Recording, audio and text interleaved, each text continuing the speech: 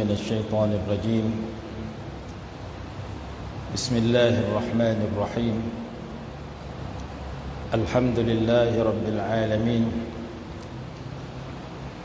وبه نستعين على أمور الدنيا والدين والصلاة والسلام على سيدنا ومولانا محمد المتوج بالكرامة والمظلل بالغمامة والمقدم بالإمامة والمشفع في القيامة ونبي الرحمة وهادي الأمة وكاشف الغمة وإمام الأئمة وقيمة كل قمة وعلى آله وأصحابه ومن تبعهم بإحسان إلى يوم القيامة سبحانك لا علم لنا إلا ما علمتنا إنك أنت العليم الحكيم رب اشرح لي صدري ويسر لي أمري واحلل عقدة من لساني يفقه قولي ولا حول ولا قوة إلا بالله العلي العظيم اللهم أنت بالعلم معروف ونحن بالجهل موصوفون فعلمنا علما من لدنك نصير به كاملين في المحيا والممات ولا حول ولا قوة إلا بالله العلي العظيم أما بعد. Yang dimuliakan Tuan Imam Masjid, Tuan Pengulu Al-Fadil Ustaz Abati Aulia, para alim ulama, tuan-tuan dan puan-puan muslimin dan muslimat, hadirin dan hadirat yang dikasihi sekalian. Alhamdulillah, syukur pada Allah Subhanahu wa taala kerana pada malam ini dapat kita berada di dalam rumah Allah Subhanahu wa taala untuk kita mengisi program dengan menuntut kebaikan dan menyebarkan kebaikan. Nabi sallallahu alaihi wasallam bersabda, "Man ghada ila al-masjid liyata'allama khairan aw liyu'allimahu kana lahu ka'ajri hajjin tamman hajjatuh." Barang siapa yang pergi ke masjid untuk mempelajari kebaikan atau mengajarkan kebaikan, nescaya Allah kurniakan kepadanya pahala seumpama menunaikan fardu haji yang sempurna. Dua syarat untuk kita dapatkan pahala haji. Yang pertama, di dalam masjid. Yang kedua, belajar atau mengajar. Kalau dalam satu minggu kita boleh datang 2 kali belajar di dalam masjid, 2 kali haji. 3 kali belajar, 3 kali pahala haji. Alangkah banyaknya pahala yang Allah anugerahkan kepada amalan yang sedikit. Jibalul hasanat bidaqa'iqa ma'dudat. Pahala setinggi gunung, amalan hanya beberapa minit. Maka pertemuan kita pada malam ini di dalam rumah Allah Subhanahu wa taala untuk kita mengisi dengan majlis ilmu. Dan kedatangan saya dengan rombongan ke sini tidak ada tujuan lain hanya untuk bersilaturahim, untuk menziarahi kerana Allah Subhanahu wa taala. Di dalam sebuah hadis kursi riwayat Imam Ibn Hibban dan lainnya rahimahullah, wajabat mahabbati lil mutazawirina fiyya wal mutajalisina fiyya wal mutabazilina fiyya wal mutahabbina fiyya. Yang bermaksud, wajib mendapat kasih sayangku. Aku mesti mencintai, mengasihi orang-orang yang memiliki 4 sifat berikut. Yang pertama, saling menziarahi kerana aku. Yang kedua, duduk di dalam majlis kerana aku. Yang ketiga, memberi dan menerima kerana aku. Dan yang keempat, cinta mencintai, kasih mengasihi kerana aku. Kalau kita dapat memiliki 4 sifat itu, kita sudah ditawarkan kasih sayang Allah. Kalau tak boleh 4, 3, 2, 1, ma la yudraku kulluh la yutraku kulluh, ma la yudraku kulluh la yudraku julluh. Kalau tidak mampu memiliki kesemua, jangan tinggalkan kesemuanya. Maka dalam hadis tadi menyatakan orang-orang yang ziarah kerana Allah, duduk kerana Allah, memberi dan menerima kerana Allah, suka kerana Allah, Allah anugerahkan kasih sayangnya. Dalam sebuah kitab setebal 700 muka surat menceritakan tentang orang-orang yang bersifat dikasihi oleh Allah dan Rasul. Didatangkan salah satunya hadis yang saya bacakan tadi, iaitu Allah cinta kepada orang yang duduk kerana Allah. Allah cinta kepada orang yang berbuat satu amalan bersungguh dan bertekun. Innallaha yuhibbu ahadakum idza amila amalan an yutqinah. Sesungguhnya Allah kasih kepada orang yang buat satu amalan, dia buat dengan bersungguh.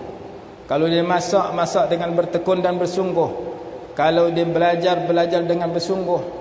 Kalau dia bekerja dengan bersungguh, walaupun tidak dilihat oleh majikannya, tetapi kesungguhannya itu mendapat kasih sayang Allah, walaupun kadang-kadang tidak berjaya dalam pekerjaannya.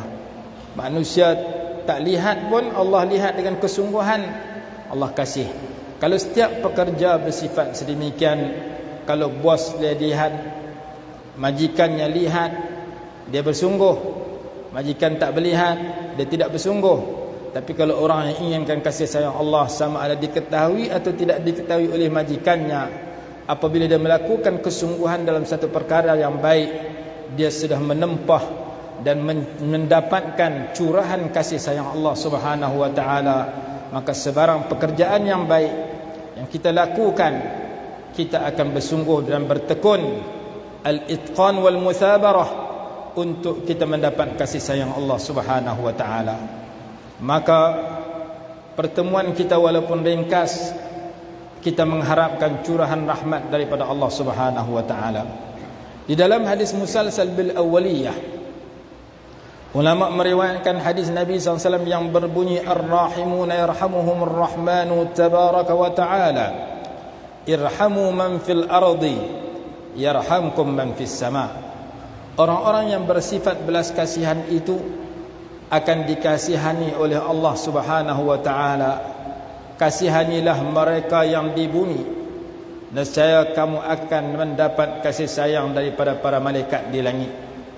Apabila malaikat di langit sayang kepada kita, kasih kepada kita, mudah-mudahan Allah Subhanahu wa ta'ala juga kasih kepada kita, kerana kasih sayang daripada para malaikat dan keinginan para malaikat biasanya dimakbulkan, kerana al-malaikatu al-muqarrabun, para malaikat itu hampir kepada Allah Subhanahu wa ta'ala. Lalu kita dituntut untuk bersifat belas kasihan kepada diri kita dan kepada orang lain, supaya kita mendapat kasih sayang Allah Subhanahu wa ta'ala. Kasih sayang seorang suami terhadap istrinya, kasih sayang seorang anak terhadap ibu bapaknya, kasih sayang seorang yang tua kepada orang muda, kasih sayang kepada belas kasihan kepada fakir miskin, golongan yang lemah, mengundang kasih sayang Allah Subhanahu wa ta'ala. Di dalam Al-Quran Allah berfirman, wa min ayatihi an khalaqa lakum min anfusikum azwajan litaskunu ilaiha wa ja'ala bainakum mawaddatan wa rahmah. Di antara anugerah Allah kepada suami istri yang baik ialah mawaddatan wa rahmah, saling cinta dan berkasih sayang dan berbelas kasihan. Sebagian ulama mentafsirkan ketika sihat mawaddah, ketika sakit rahmah, ketika senang hati cinta, ketika susah hati kesian kepada orang yang susah hati tersebut. Dan kasih sayang kita kepada ibu bapa tidak boleh dihentikan selagi kita bernafas. Dan kita mendoakan rahmat kepada ibu bapa, itu adalah satu penyebab kepada mendapat anugerah yang besar. Rabbana rabbighfirli wa liwalidayya warhamhuma kama rabbayani shaghira. Antara doa yang dirakamkan dalam Al-Quran, kita perlu memohon kepada Allah mengampunkan dosa kita dan mengampunkan dosa ibu dan ayah kita, emak dan bapa kita, dan mendoakan agar Allah memberikan rahmat belas kasihan kepada ibu dan bapa. Warhamhuma kama rabbayani shaghira, ataupun warhamhum kama rabbawna shighara. Berikan rahmat kepada mereka sebagaimana mereka telah mendidik kami ketika kami masih kecil. Doa kepada ibu bapa perlu dibaca setiap hari, sama ada ketika mereka masih hidup ataupun mereka sudah meninggal dunia. Dalam Al-Quran Allah berfirman, anishkurli waliwalidayka, hendaklah kamu bersyukur kepada aku dan bersyukur dan berterima kasihlah kepada ibu bapamu. Al-Imam Sufyan ibn Uyainah rahimahullah berkata, man shalla as-salawatil khamsa faqad syakara Allah, wa man da'a liwalidayhi aqiba as-salawatil khamsi faqad syakara walidayhi. Barang siapa yang melakukan sembahyang 5 waktu, dia telah bersyukur kepada Allah. Barang siapa yang mendoakan kebaikan kepada ibu bapaknya selepas sembahyang 5 waktu, dia telah bersyukur kepada ibu bapaknya. Dan rahmat kepada orang yang lebih rendah daripada kita, sama ada di sudut umur ataupun di sudut kedudukan. Laisa minna man lam yuwaqqir kabirana wa yarham saghirana. Tidak termasuk di kalangan kami orang yang tidak menghormati orang tua daripada kami dan orang yang kecil dan rendah daripada kami. Rahmat kepada kanak-kanak. Nabi SAW ketika berjalan memberi salam kepada kanak-kanak. Sayyidina Anas bin Malik radhiyallahu anhu ketika berjalan berjumpa dengan kanak-kanak, baginda memberi salam, wahai Sayyidina Anas, kenapa engkau memberi salam kepada budak kecil, kepada kanak-kanak? Jawab Sayyidina Anas, hakadha ra'aitu Rasulullah sallallahu alaihi wasallam fa'al. Demikianlah aku melihat Nabi sallallahu alaihi wasallam melakukan sedemikian. Rahmat kepada al-musinnin, kepada orang-orang tua. Rahmat kepada al-armalah, kepada ibu tunggal. Rahmat kepada al-miskin, orang miskin. Ya Daud, kun lil armalah kazzawjir rafiq walil miskin jadilah wahai Nabi Daud kepada ibu tunggal seperti suami yang belas kasihan, dan kepada orang miskin seperti orang kaya yang pemurah. Maka kita dapati bahawasanya sifat rahmah yang sering ditonjolkan di dalam nama Allah Subhanahu wa taala, yang sering disebut oleh orang beriman ketika membaca Bismillahirrahmanirrahim. Ar-Rahman dan Ar-Rahim dari perkataan rahmah adalah merupakan satu sifat yang mulia yang perlu kita kenali dan dituntut oleh Allah untuk kita berusaha meletakkan sifat itu pada diri kita. Takhallaqu bi akhlaqillah, ay takhallaqu bil akhlaq allati yujawwizu Allah laka an tatakhallaqa biha. Hendaklah kamu berakhlak dengan akhlak Allah, dengan sifat yang Allah haruskan. Sifat yang Allah miliki ada yang hanya milik Allah, tidak boleh diambil oleh sesiapa, seperti takabbur, al-kibriya ridai wal 'azamatu izari, faman naza'ani minhuma khasamtuhu wala ubali. Dan ada sifat yang Allah miliki secara hakikat, yaitu sifat belas kasihan, dan Allah berikan kepada kekasihnya sifat belas kasihan. Bil mu'minina raufur rahim, laqad ja'akum rasulun min anfusikum azizun 'alaihi ma 'anittum harisun 'alaikum bil mu'minina raufur rahim. Nabi SAW, Allah bersifat dengan Ar-Rahmanir Rahim.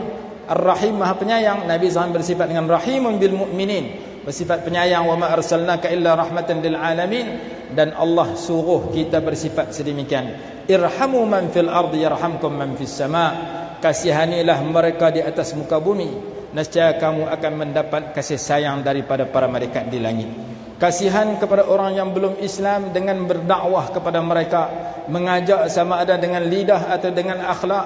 Ad-da'wah bilisanil maqal atau bilisanil hal, mengajak mereka kepada Islam, kerana kita umat Nabi SAW, mereka juga umat Nabi SAW. Cuma orang Islam ummatul ijabah, orang bukan Islam ummatul da'wah, umat yang perlu didakwahkan. Maka Nabi SAW mengajak kaum baginda kepada beriman, menulis surat kepada raja-raja mengajak kepada beriman kepada Allah Subhanahu wa taala, baginda mengajak manusia untuk beriman kepada Allah Subhanahu wa taala, dan baginda bersabda, "Fa wallahi la yahdiyallahu bika rajulan wahidan khairul laka min humurin na'am wa fi riwayatin ukhra khairul laka minad dunya wa ma fiha."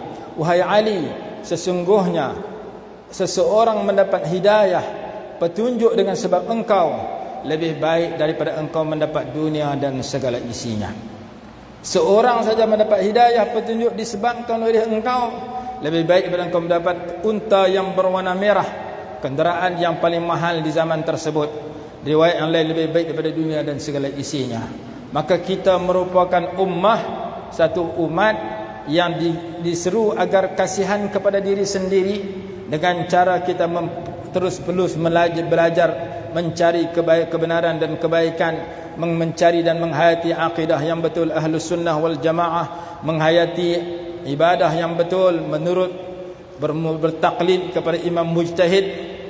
Kita di sini mazhab Syafi'i alhamdulillah sama dengan kami di Kedah di Malaysia, dan kita mempelajari ilmu agar kita membersihkan zahir dan batin daripada perkara yang dimurkai oleh Allah, menjauhkan diri kita daripada dosa dan maksiat yang zahir yang 7 yang dibicarakan dalam kitab Penawar Bagi Hati dan sebagainya, yang mendidik dan menyucikan diri kita daripada akhlak yang cela di dalam hati, daripada sifat-sifat madhumah dalam hati yang dibahaskan dalam ilmu tasawuf.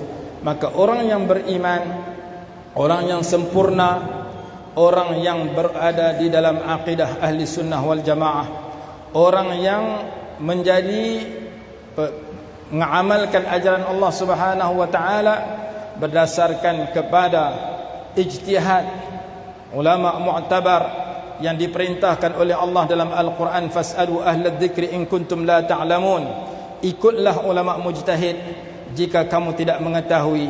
Dalam kitab Sab'ah Kutub Mufidah, dalam kitab Al-Madhabiyah Akhtar Bid'atin Tuhaddidu Syari'at Al-Islamiyah, dikatakan bahawa wajib kepada orang awam agar bertaklid kepada ulama, mengikut kepada ulama mujtahid. Wajib kepada orang alim yang tidak mampu berijtihad mengikut kepada ulama mujtahid. Dan saya lihat suasana di sini, suasana ulama-ulama yang mengajak manusia kepada berpegang dengan aliran Ahli Sunnah wal Jamaah dan berpegang kepada fiqh ijtihad imam yang besar, Imam Syafi'i rahimahullahu ta'ala, dan kitab-kitab yang dipelajari seperti malam ni saya tengok ditulis kitab Penawar Bagi Hati, satu kitab yang cukup hebat. Walaupun isinya nipis, tapi walaupun hajmuhu saghir, bentuknya nipis, tetapi isi kandungannya kabir, isi kandungannya besar dan hebat. Itulah 3 ilmu yang perlu ada kepada orang yang ingin berada di dalam jalan yang benar. Apabila kita membaca di dalam Al-Quran muka surat yang kedua, muka surat kedua itu menjelaskan kepada kita 3 jenis ilmu yang menjadikan orang itu orang yang bertakwa. Ilmu yang pertama, ilmu tauhid, daripada firman Allah, alladzina yu'minuna bil ghaib. Ilmu yang kedua, ilmu fiqh, daripada firman Allah, wa yuqimuna as-salah. Ilmu yang ketiga, ilmu tasawuf, daripada firman Allah, wa mimma razaqnahum yunfiqun. Sebahagian daripada rezeki yang kami berikan mereka infakkan.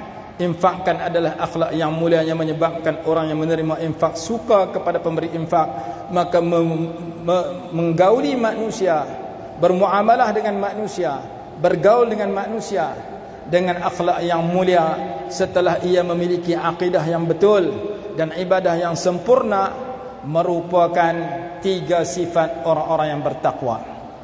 Dan di dalam surah Luqman Allah Subhanahu wa taala berfirman, ya bunayya la tusyrik billah inna syirka la zulmun azim. Wahai anakku, jangan kamu mensyirikkan Allah, jangan kamu menyekutukan Allah. Sesungguhnya menyekutukan Allah itu merupakan kezaliman yang besar. Ayat suruhan yang pertama agar mentauhidkan Allah, larangan yang pertama larangan mensyirikkan Allah, lambang kepada ilmu tauhid. Yang kedua, ya bunayya aqimis salah, wahai anakku dirikan sembahyang, lambang ilmu fiqh. Yang ketiga, wala tusair khaddaka linnas wala tamshi fil ardi maraha, Jangan kamu malingkan pipi kamu daripada orang ramai. Jangan kamu berjalan dalam keadaan sombong dan angkuh. Ilmu tasawuf. Alhamdulillah, bumi Aceh, bumi yang subur dengan para alim ulama, subur dengan amal kebajikan, amal Islam. Maka saya datang ke sini untuk mengambil keberkatan daripada alim ulama di sini, daripada masyarakat di sini yang kuat berpegang dengan Islam. Mudah-mudahan kami balik membawa kemanfaatan dan keberkatan hasil daripada pertemuan dan mujalasah dengan masyarakat umat Islam di sini. Manusia dipandang tinggi oleh Allah Subhanahu wa taala apabila ia menjadi orang yang mematuhi perintah Allah. Inilah yang amat berharga dalam kehidupan. Di antara perintah Allah kepada manusia ialah mencari individu yang baik, mencari masyarakat yang baik, mencari orang-orang yang baik untuk mendapat nasihat mereka, untuk mendapat doa mereka. Dalil dalam Al-Quran ada, dalil dalam hadis ada. Di antara yang disebutkan dalam Al-Quran ialah kisah bagaimana Nabi Musa alaihi salatu wassalam keluar mencari Nabi Khidir. Nabi Khidir alaihi salatu wassalam, nabiyun masyhur mencari nabiyun mastur. Nabi yang terkenal keluar mencari Nabi yang tidak terkenal. Begitu juga Nabi SAW berpesan kepada Sayyidina Umar radhiyallahu ta'ala anhu, satu masa nanti akan wujud seorang lelaki. Dia ini taat kepada ibunya. Dia ini kena penyakit sopak. Dia berdoa agar Allah hilangkan penyakitnya, melainkan sebesar dirham di lengannya supaya jangan hilang, supaya bila tengok kesan yang sebesar dirham dia bersyukur di atas yang baki lagi yang hilang. Kalau kamu berjumpa dengan dia, sampaikan salamku kepada dia dan suruh dia beristighfar kepada kamu. Orang yang dimaksudkan itu ialah Sayyidina Uwais Al-Qarani rahimahullahu ta'ala, seorang tabi'in, bukan sahabat. Dia tidak berjumpa dengan Nabi SAW. Dia sibuk menjaga ibunya. Maka ketika Nabi SAW sudah wafat, Sayyidina Umar mencari setiap jemaah haji yang datang setiap tahun ke Mekah, siapakah di kalangan kamu semua datang daripada Yaman? Kami. Siapakah yang daripada Yaman ini daripada satu tempat nama Qaran? Kami. Adakah di kalangan kamu ada seorang lelaki bernama Uwais? Tidak ada. Tahun depan cari lagi, tahun depan cari lagi. Di akhir usia Sayyidina Umar radhiyallahu ta'ala anhu, Sayyidina Umar bertemu dengan Uwais Al-Qarani. Dijawab oleh sepupunya, saya daripada Qaran. Orang yang tuan cari, tuan khalifah cari nama Uwais, dia sepupu saya. Dia tidak duduk dengan kami, dia duduk dengan unta di Mina. Dia tak berkawan dengan orang. Disebutkan dalam kitab, majhulun fil ardi wa ma'rufun fis sama'. Tidak dikenali di bumi tapi terkenal di langit. Di hadapan orang ramai berpura-pura gila, berpura-pura bodoh, berpura-pura lalai. Ketika bersendirian dia hanya beribadah kepada Allah Subhanahu wa taala.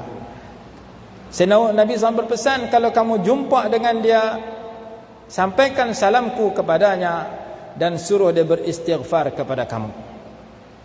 Maka ketika mendengar Sayyidina Uwais berada di satu tempat, Sayyidina Umar pun pergi dengan Sayyidina Ali radhiyallahu anhuma untuk bertemu dengan Uwais. Sayyidina Uwais sedang sembahyang sunat, bagi salam. Sayyidina Ali bertanya, siapakah namamu? Sayyidina Uwais menyatakan, ismi Abdullah, nama saya hamba Allah. Dia tak mau orang kenal dia.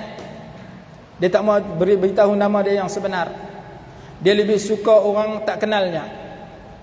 Idfin wujudaka fi ardil khumul, fama nabata mimma lam yudfan la yatimmu natajuhu. Al-Imam Ibn Atha'illah As-Sakandari rahimahullah menyatakan, kebumikan kewujudanmu di bumi yang tidak terkenal. Sesuatu biji benih yang tidak ditanam di dalam tanah tidak akan menumbuhkan pokok yang baik. Maka dia seorang yang yuhibbul khumul, la yuhibbus syuhrah. Suka kepada orang tidak mengenalinya, tidak suka kepada kemasyhuran. Maka dia tidak memberitahu nama yang sebenar. Siapakah nama kamu? Ismi Abdullah, nama saya hamba Allah. Kata Sayyidina Ali radhiyallahu anhu, kulluna abidullah, walakinnana nuridu an na'rifa al-isma alladhi sammatka ummuk hinama waladatka. Kesemua kita adalah hamba Allah. Tetapi kami ingin mengenali namamu ketika ibumu memberikannya sewaktu ia melahirkan kamu. Kata Sayyidina Uwais, siapa kamu nak mengetahui namaku yang sebenar? Jawab Sayyidina Ali, aku Ali ibni Abi Talib, sepupu Nabi SAW dan menantu kepada Nabi SAW. Ini Sayyidina Umar ibn al-Khattab, khalifah daripada khulafah Rashidin, khalifah Rasulullah SAW, Amirul Mukminin Umar ibn al-Khattab radhiyallahu anhu. Maka Sayyidina Uwais mendengar, baru tahu ini adalah sahabat Nabi SAW. Lalu dia bertanya, apa tujuan mencari saya? Lalu kata Sayyidina Umar, Nabi SAW suruh saya sampaikan salam kepada kamu dan menyuruh kamu beristighfar kepada kami. Lalu dia menjawab salam dan beristighfar kepada Sayyidina Umar. Lalu Sayyidina Umar tanya, nak pergi mana? Nak pergi ke negeri sekian. Saya akan tulis surat kepada menteri besar di sana supaya sambut kamu dengan sambutan yang baik, bagi sesuatu dan sebagainya. Jangan, aku lebih suka fi ghabra'in nas, dalam kumpulan tidak dikenali oleh manusia daripada dikenali oleh manusia. Maka dia berpisah dengan Sayyidina Umar radhiyallahu anhu dengan Sayyidina Ali radhiyallahu anhu, dan dikatakan dia mati dalam satu peperangan, mati syahid. Sama ada peperangan Jamal atau peperangan apa, yang penting dia digunakan oleh Allah mati syahid. Maka namanya dicatat dalam kitab yang berjudul Uqalaul Majanin, orang-orang yang cerdik dan pintar berpura-pura gila, berlakon sebagai orang gila. Kerana dalam masyarakat kita ada orang yang dekat dengan Allah, dalam masa yang sama dia terkenal. Ada orang yang dekat dengan Allah tapi tidak dikenali. Maka dalam sejarah menceritakan bagaimana Sayyidina Nabi Musa, Nabi dan Rasul, pernah menziarahi, bersusah payah keluar bertemu dan mencari seorang abdan min ibadina atainahu rahmatan min indina wa 'allamnahu min ladunna ilma. Bersusah payah menempuh perjalanan sehingga dikatakan dalam perjalanan itu, laqad laqina min safarina hadha nasaba. Sesungguhnya kita bertemu dalam musafir, keluar mencari orang yang baik, keluar untuk mendapat manfaat daripada orang yang baik, akan nasab, akan kepenatan. Kita susah dalam bermusafir, tapi hasilnya bertemu dengan orang yang istimewa. Nabi SAW bersabda kepada Sayyidah Aisyah radhiyallahu anha dalam hadis Imam Muslim, ajruki ala qadri nasabiki, ay ajruki ala qadri ta'abiki. Pahala yang kamu dapat menurut kadar kepenatanmu. Daripada hadis ini muncul kaedah fiqhiyah yang berbunyi al-muta'addi afdalu minal qasir, afdalu minal qasir. Yang ada fiqh yang menunjukkan ibadat yang manfaatnya lebih besar, lebih daripada ibadat yang sendirian. Baik, ketika Nabi SAW berpesan sedemikian, maka dicari dan bertemu. Daripada kisah ini kita dapati bahawa Sayyidina Umar minal asharatil mubasysyirin bil jannah, orang yang telah dijamin masuk syurga. Sayyidina Umar bapa mertua kepada Nabi SAW kerana anaknya Hafsah menjadi isteri Nabi SAW. Sayyidina Umar sanil khulafa'ir rasyidin. Dalam sebahagian kitab disebutkan Sayyidina Abu Bakar dan Sayyidina Umar merupakan waziran, dua menteri kepada Nabi SAW. Dalam Tarikhul Khulafa' kalau tidak salah disebutkan sedemikian. Sayyidina Umar kisahnya banyak. Dalam kitab Ar-Riyadhun Nadhirah fi Manaqibil Asharah, 800 muka surat menceritakan 10 orang yang dijamin masuk syurga. Yang kedua adalah Sayyidina Umar radhiyallahu anhu. Dan Sayyidina Umar minal muhaddithin ay mulhamin, seorang sahabat yang diberikan ilham yang tepat oleh Allah Subhanahu wa taala. Sayyidina Umar seorang yang tinggi sahabat, disuruh mencari tabi'in, orang yang tidak bertemu dengan Nabi SAW, kerana ada kelebihan tertentu yang ada pada beliau. Antara lain ialah untuk mendapat istighfar dan doa daripada seorang insan yang dekat dengan Allah, yang mastur, yang tidak dikenali. Waliyun masyhur yabhas waliyun mastur. Orang yang dekat dengan Allah mencari orang yang tidak dikenal, yang terkenal, mencari dan bertemu dengan orang yang tidak terkenal, dan meminta doa pula daripada Sayyidina Uwais, sebagaimana Nabi SAW meminta doa daripada Sayyidina Umar radhiyallahu anhu ketika Sayyidina Umar minta izin untuk pergi buat umrah.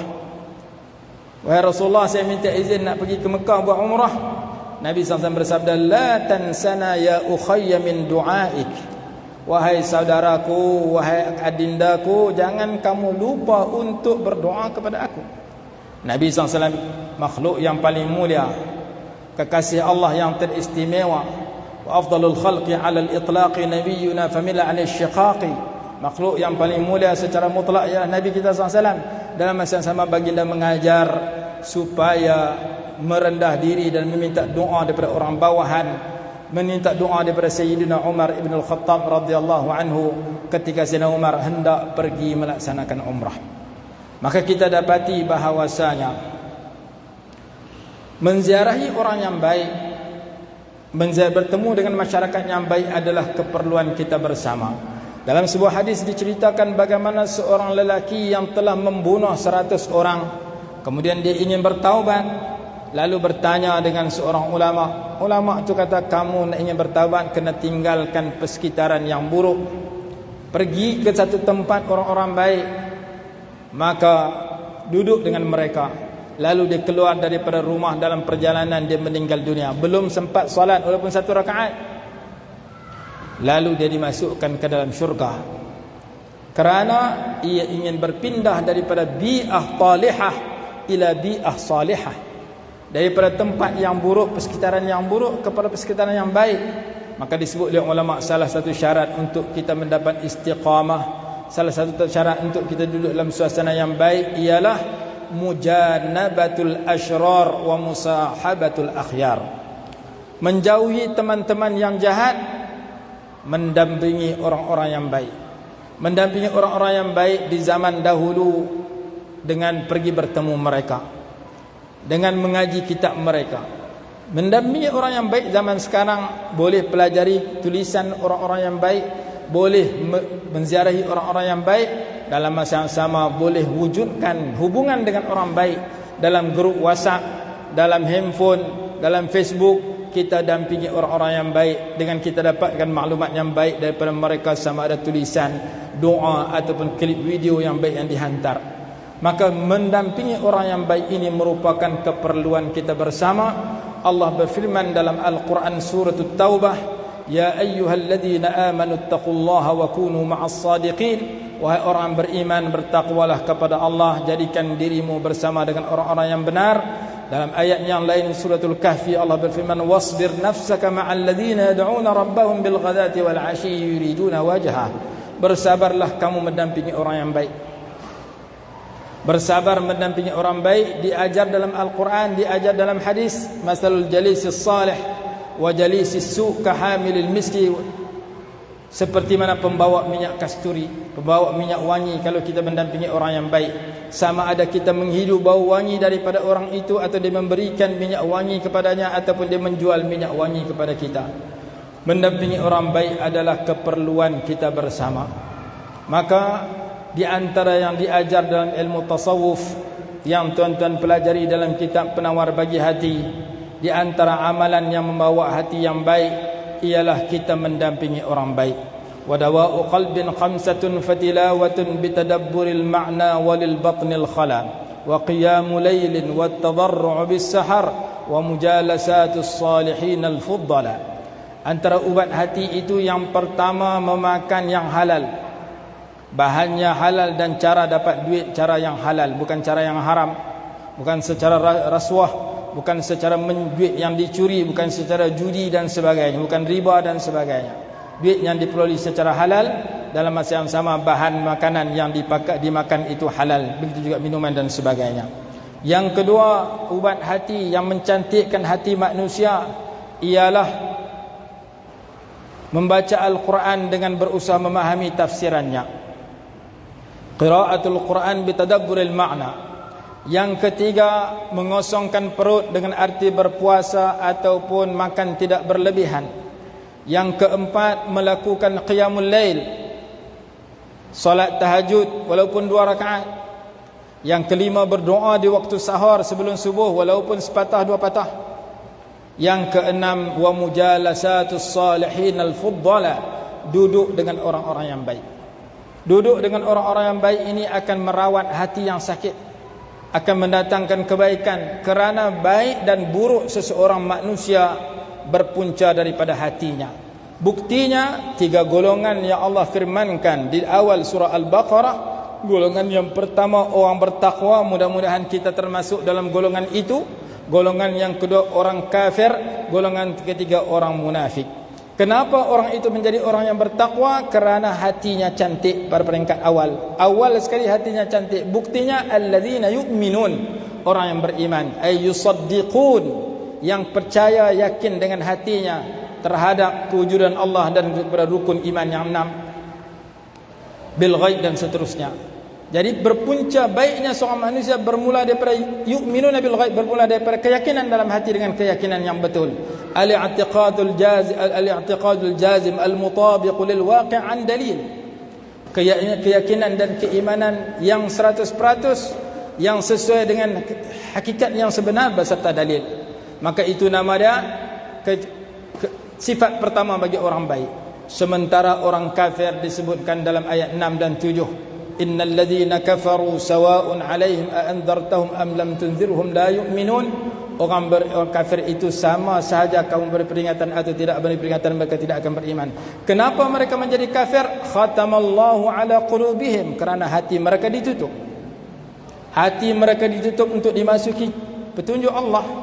Botol ini setelah ditutup, dimasukkan air 1 titik, 1 timba, 1 lautan, tidak akan masuk kerana sudah ditutup. Hati orang kafir sudah ditutup, maka petunjuk Allah tak masuk dalam hati mereka. Ketua mereka Abu Lahab, Abu Jahal, kata dalam Tafsirul Jalalain. Kenapa orang munafik jadi munafik? Kumpulan yang ketiga, wa minan nasi man yaqulu amanna billahi wa bil yawmil akhir wa ma hum bimu'minin yukhadi'una Allah wal ladzina amanu wa ma yakhda'una illa anfusahum wa ma yash'urun fi qulubihim maradun. Karena dalam hati mereka ada penyakit. Bertakwanya orang bertakwa kerana hatinya cantik. Kafirnya orang kafir kerana hatinya makhtum, qulubuhum makhtumah, hati mereka ditutup. Munafiknya orang munafik kerana hati mereka berpenyakit, fi qulubihim marad fazadahumullahu marada. Mereka tidak merawat penyakit itu, lalu Allah tambah penyakit itu demi penyakit di dalam hati mereka. Maka disebutkan oleh ulama bahawa sekumpulan ayat tentang sifat orang-orang yang baik bermula daripada hati yang baik. Sekumpulan ayat menceritakan orang-orang yang jahat bermula daripada hati yang jahat. Maka penawar bagi hati adalah merupakan keperluan kita bersama untuk menjadikan hati kita sehat, hati kita cantik, hati kita elok. Dalam hadis, ala inna fil jasadi mudghah idza salaha salaha al jasadu kulluh wa idza fasadat fasada al jasadu kulluh. Innal kalama la fil fuadi wa innama ju'ila al-lisanu 'ala al-fuadi dalila. Kata-kata yang sebenar datang daripada hati, lidah hanya menyampaikan apa yang ada dalam hati. Wa ma summiyal qalb wa ma summiyal insanu illa li nisyanihi wa ma summiyal qalbu illa li annahu yataqallabu. Dinamakan insan kerana sifatnya nisyan. Wa ma summiyal qalbu illa li annahu yataqallabu. Dinamakan qalbu kerana sifatnya yataqallabu, ay yataghayyaru, berubah-ubah. Maka kita memerlukan hati yang tetap dalam kebaikan. Di antara doa yang diajar dalam Quran, Rabbana la tuzigh qulubana ba'da idh hadaitana wa hab lana min ladunka rahmah innaka antal wahhab. Jangan kau selewengkan hati kami setelah engkau bagi petunjuk kepada kami. Ya muqallibal qulub tsabbit qulubana ala dinika wa ala ta'atik. Wahai Allah yang maha berkuasa mengubah segala hati manusia, tetapkan hati kami dalam ketaatan kepada engkau. Dalam sifat hati yang beriman, hati yang cantik disebutkan dalam suratul Hujurat, walakinnallaha habbaba ilaikumul imana wa zayyanahu fi qulubikum. Allah jadikan kamu cinta kepada iman, Allah cantikkan iman dalam hati kamu. Dan sifat orang yang kufur kepada Allah, hati mereka menjadi buta. Innaha la ta'mal absar walakin ta'mal qulubul lati fis sudur. Mata mereka tidak buta, hati mereka buta. Dalam ayat yang lain, hati mereka keras. Summa qasat qulubukum min ba'di dhalika fahiyal kal hijarati aw ashaddu qaswah. Hati mereka menjadi keras seperti batu, bahkan lebih keras daripada batu. Dalam ayat yang lain, kalla barrana ala qulubihim ma kanu yaksibun. Hati mereka menjadi karat disebabkan perbuatan dosa yang mereka lakukan. Banyak ayat-ayat yang menceritakan hati yang baik untuk kita kenali dan dapatkan pada diri kita. Banyak ayat-ayat yang menunjukkan hati yang buruk, yang perlu kita jauhi. Maka ilmu tentang kecantikan hati, penawar bagi hati, merupakan keperluan kita bersama. Dan hati itu merupakan tempat pandangan Allah. Dalam hadis Muslim menyatakan, innallaha la yanzuru ila suwarikum wa amwalikum walakin yanzuru ila qulubikum wa a'malikum. Sesungguhnya Allah tidak melihat kepada rupa paras kamu dan harta kamu, tetapi Allah memandang kepada hati dan amalan kamu. Maka di samping kita sibuk dengan keluarga, di samping kita sibuk dengan pekerjaan, di samping kita sibuk dengan masyarakat, di samping kita sibuk dengan handphone, di samping kita sibuk dengan keperluan keduniaan, kita kena sibuk untuk mencantikkan hati kita. Nabi SAW dikatakan membahagikan masa baginda kepada 4 bahagian yang perlu kita tiru dan ikut jejak langkah baginda. Bahagian pertama, masa untuk diri sendiri. Bahagian yang kedua, masa untuk ahli keluarga. Bahagian yang ketiga, masa untuk masyarakat di luar rumah, jiran, kawan, teman, rakan dalam Facebook dan sebagainya. Masa yang keempat, masa dengan Allah Subhanahu wa taala. Masa dengan diri sendiri, kena ada masa untuk berehat, kena ada masa untuk makan minum, kena ada masa untuk tidur, kena ada masa untuk qada hajat dan sebagainya. Masa dengan keluarga, kena ada masa untuk suami, untuk isteri, untuk anak, masa berbual dengan mereka, masa bergaul dengan mereka, masa bergurau dengan mereka, masa mencari nafkah untuk mereka, masa untuk bayar yuran anak sekolah dan sebagainya. Kena ada masa dengan anak. Dan masa yang ketiga, yang keluar, yang di luar rumah, dengan jiran, dengan kawan, dengan majikan, dengan masyarakat, dengan orang seluruh dunia yang ada di luar rumah. Dan masa yang keempat, masa dengan Allah. Tinggal keperluan diri sendiri pada ketika itu, tinggal keperluan dengan keluarga, tinggal keperluan dengan masyarakat, kita duduk atas jadah sujud kepada Allah, seperti kita berqiyamul lail di waktu manusia sedang tidur, seperti kita hadir sembahyang jemaah kita dengan Allah, tinggal yang lain pergi sembahyang jemaah. Masa kita berzikir sendirian, masa kita baca Quran, muhasabah diri dan sebagainya. Keempat-empat masa ini disebut oleh Al-Imam Yusuf An-Nabhani rahimahullah dalam kitabnya Wasailul Rusul. Bagaimana Nabi SAW membahagikan masa keempat itu pada diri baginda dan mengajar kepada umat sedemikian. Baginda bersabda, a'ti kulladhi haqqin haqqahu. Berikan kepada setiap yang punya hak akan hak masing-masing. Ini hak untuk diri, ini hak untuk keluarga, ini untuk hak untuk rakan, untuk manusia di luar rumah. Ini masa kita dengan Allah. Tinggalkan 3 yang pertama. Tinggalkan masa tidur, bangun daripada tempat tidur, tinggalkan ahli keluarga, tinggalkan masyarakat, tinggalkan handphone, duduk atas jadah, bersujud pada Allah, berdoa kepada Allah siang dan malam, terutama sewaktu qiyamul lail, sewaktu sebelum subuh, waktu kita dengan Allah, meninggalkan masyarakat yang lain, supaya keempat-empat masa yang kita bahagikan itu menyebabkan mudah-mudahan kita berada di jalan orang yang menunaikan hak kepada yang ada kaitan dengan kita.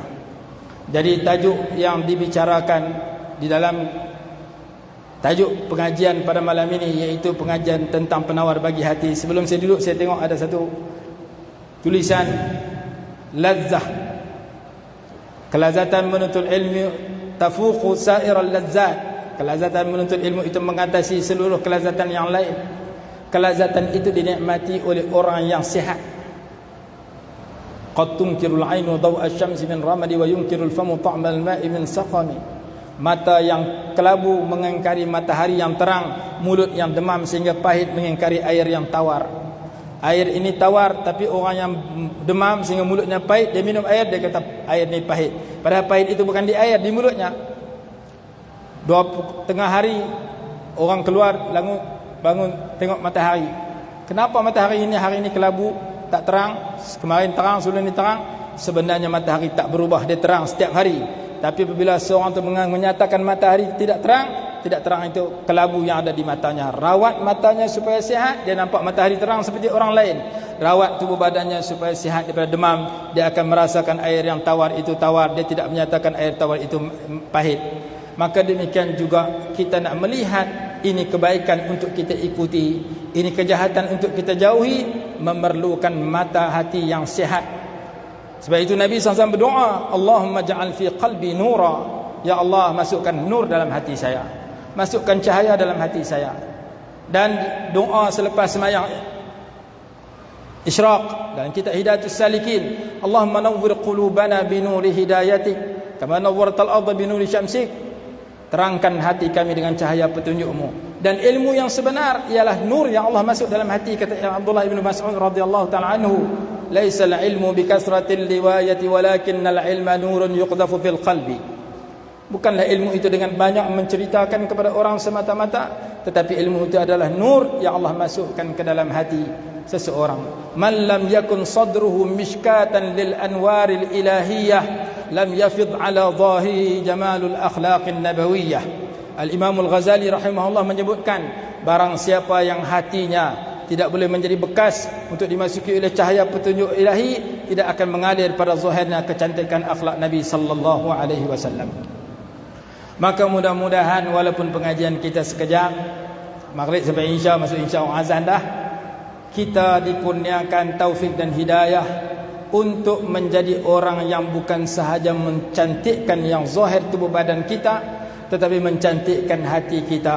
Hati kita perlu dicantikkan dengan ilmu, perlu dicantikkan dengan ketaatan, perlu dicantikkan dengan taubat, perlu dicantikkan dengan zikrullah, perlu dicantikkan dengan syukur. An yuta'a fala yu'sa wa yuzkara fala yunsa wa yushkara fala yukfar. Dengan mentaati Allah Subhanahu wa taala, dengan bersyukur kepada Allah taala, dengan menyati Allah taala, dengan menjauhi dosa, dengan berpindah daripada dosa kepada taubat, daripada jahil kepada ilmu, daripada jauh sifat madmumah kepada sifat mahmudah, daripada sifat-sifat yang buruk kepada sifat yang baik, daripada lalai kepada zikir, daripada segala sifat yang tidak elok kepada yang elok. Itulah kesimpulan daripada ilmu tasawuf. At-tasawwufu huwa ad-dukhulu fi kulli khuluqin sani wal khuruju an kulli khuluqin dani.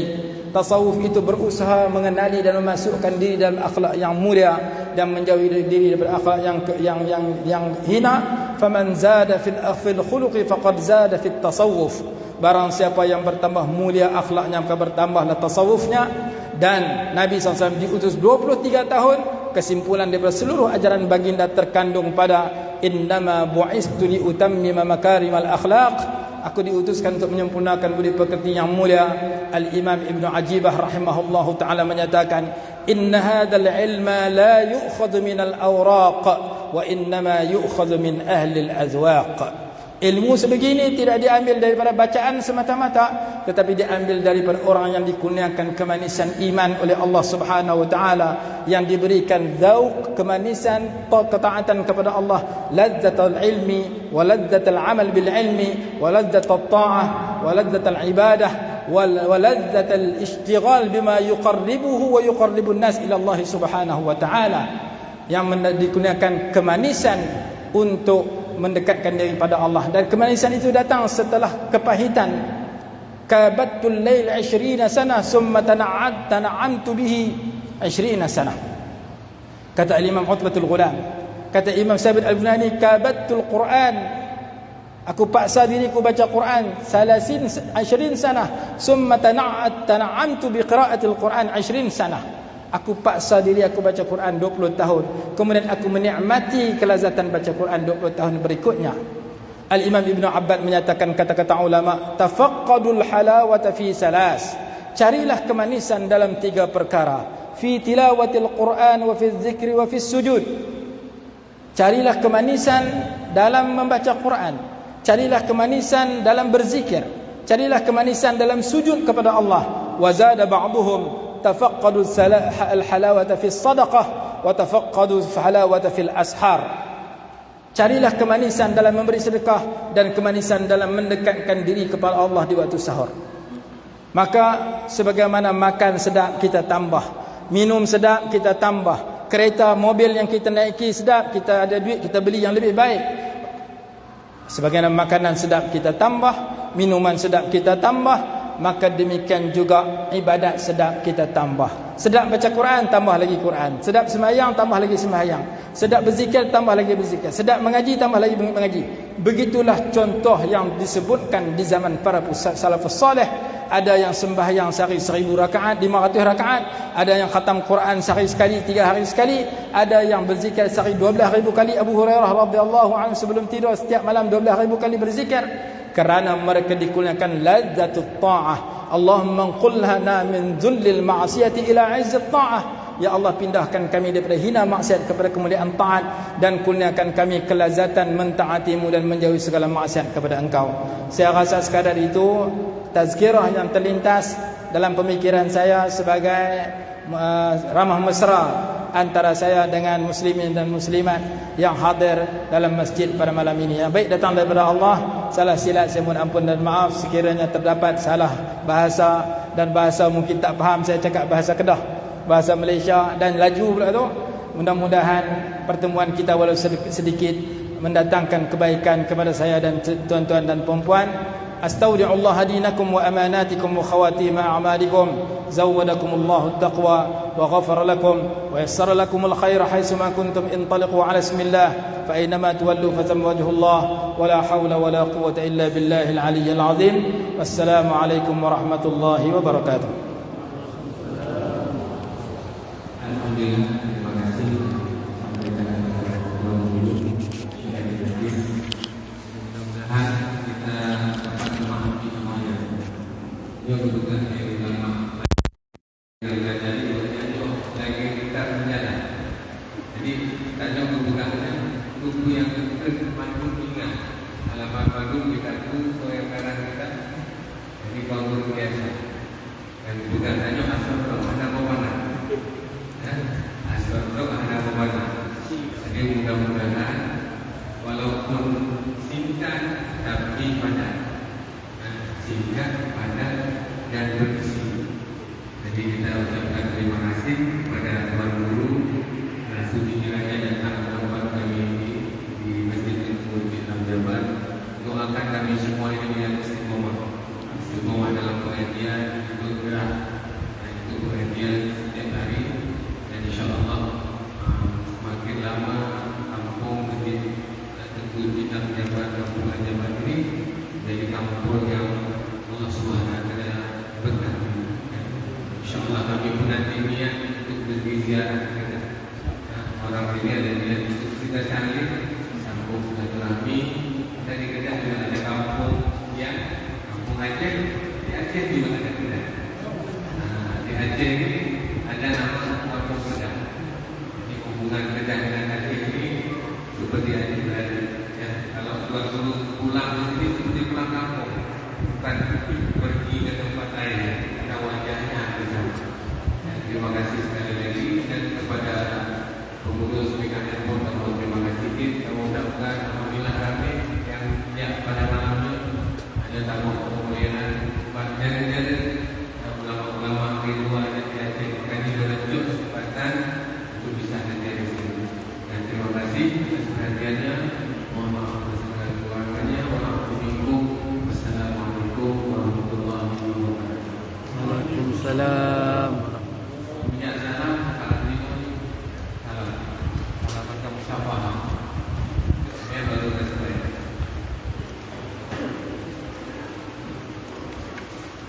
Ya, dalam.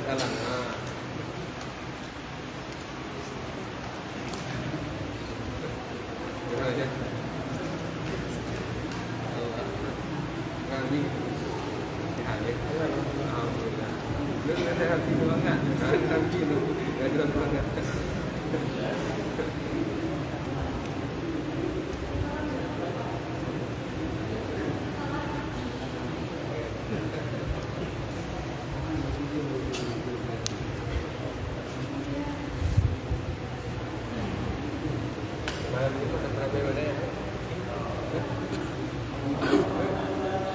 Ini